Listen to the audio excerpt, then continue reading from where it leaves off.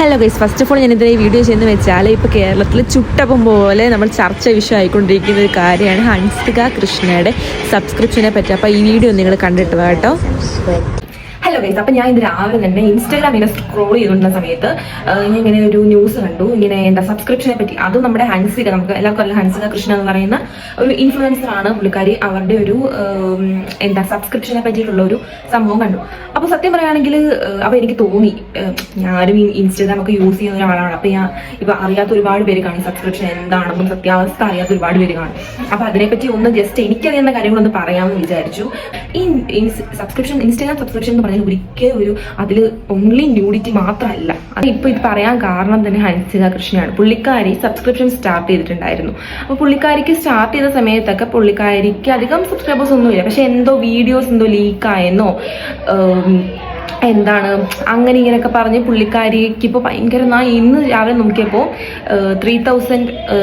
900 എന്തോ സബ്സ്ക്രൈബേഴ്സ് ആയിട്ടുണ്ട്. ഇന്നലെ പുള്ളിക്കാരിക്ക് 2K സബ്സ്ക്രൈബേഴ്സ് ഉള്ളായിരുന്നു. ഇന്ന് 3000 സബ്സ്ക്രൈബേഴ്സ് ആയിട്ടുണ്ടെന്നൊക്കെ പറയുന്നു.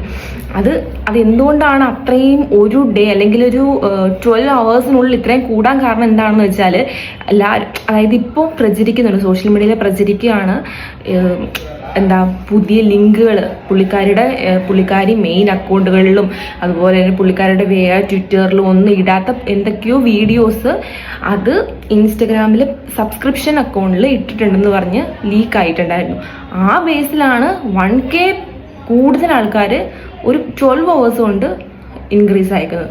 അപ്പോൾ ഇവിടെ പുള്ളിക്കാരിയുടെ അല്ല പ്രശ്നം. പുള്ളിക്കാരി എന്തിട്ടോടെ ഇടാതിരിക്കട്ടെ, പുള്ളിക്കാരിയുടെ അല്ല, അത് കാണാനും ആൾക്കാരുണ്ട് എന്നതാണ് വിഷയം. അതുപോലെ തന്നെ ഈ സബ്സ്ക്രിപ്ഷനെ പറ്റി ഞാൻ ആദ്യം അറിയുന്നതെന്ന് വെച്ചാൽ നമ്മുടെ ഒരു പുള്ളിക്കാരിയുണ്ട്, പർപ്പിൾ എന്ന് പറയുന്ന ഒരു പുള്ളിക്കാരി.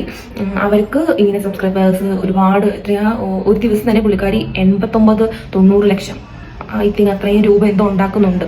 മാസമാണോ ദിവസമാണോ അറിയില്ല, അത്രയും രൂപ ഉണ്ടാക്കുന്നുണ്ട് എന്നുള്ള രീതിയിൽ പ്രചരിക്കുന്നുണ്ടായിരുന്നു. അങ്ങനെയാണ് പുള്ളിക്കാരുടെ അക്കൗണ്ടൊക്കെ പൂട്ടിപ്പോയി ഇങ്ങനത്തെ എന്തൊക്കെ ഇഷ്യൂസ് കാരണം. അപ്പം അങ്ങനെയാണ് ഞാൻ ഈ ഇൻസ്റ്റാഗ്രാം സബ്സ്ക്രിപ്ഷനെ പറ്റി അറിയുന്നത്. പിന്നെ നമ്മുടെ രേണു സുധി എന്ന് പറയുന്ന പുള്ളിക്കാരി, ആ ചേച്ചി വന്നു.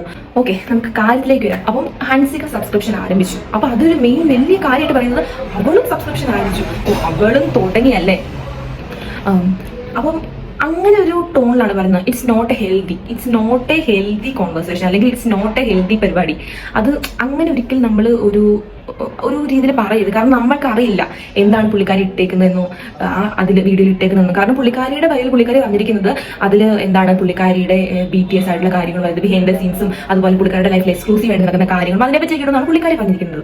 അപ്പോൾ അങ്ങനെയൊക്കെ തന്നെ ആയിരിക്കും ഇവിടുന്ന്. ഞാൻ സബ്സ്ക്രൈബർ അല്ലാത്തതുകൊണ്ട് എനിക്ക് അറിയില്ല. എനിക്ക് തോന്നുന്നില്ല പുള്ളിക്കാരി വൾഗറായിട്ടുള്ള ഇട്ടാലും എന്താ കാണാനും ആൾക്കാരുണ്ട്. അതാണ് മെയിൻ ആയിട്ടുള്ള കാര്യം. ഇപ്പം മെയിനായിട്ട് ഞാൻ ഈ വീഡിയോ ചെയ്യാൻ കാരണം, ഞാൻ ഈ സബ്സ്ക്രിപ്ഷൻ എന്താണെന്ന് അറിയാത്തവരൊന്ന് അറിയിക്കണം എന്ന് എനിക്ക് തോന്നി. സംഭവം ഇത്രേ ഉള്ളൂ. ജസ്റ്റ് ഇൻസ്റ്റഗ്രാമിൽ നമുക്ക് നമ്മുടെ മെയിൻ അക്കൗണ്ടിൽ, നമ്മുടെ മെയിൻ ഫീഡിൽ ഇടാൻ പറ്റാത്ത കുറേ കാര്യങ്ങളുണ്ട്.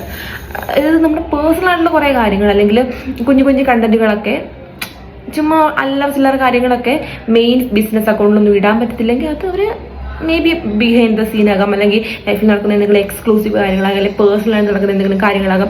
അതൊക്കെ ഒരു പ്ലാറ്റ്ഫോമിൽ, അതായത് സബ്സ്ക്രിപ്ഷൻ സ്റ്റാർട്ട് ചെയ്തിട്ടിടുന്നു, അത്ര തന്നെ ഉള്ളൂ. അല്ലെങ്കിൽ അത് നല്ലതായിട്ട് യൂസ് ചെയ്യുന്നവരുണ്ട്, ചീത്തയായിട്ട് യൂസ് ചെയ്യുന്നവരുണ്ട്. എല്ലാം അവരവരുടെ ഇഷ്ടങ്ങളാണ്. ഡിപ്പെൻഡ്സ് അപ്പോൺ പേഴ്സൺ ആണ് പറയുന്നത്. അങ്ങനെ അപ്പോൾ ഇത്രയും കാര്യം ജസ്റ്റ് പറയണമെന്നുണ്ടായിരുന്നു. അപ്പോൾ എല്ലാവർക്കും thank you so much. By.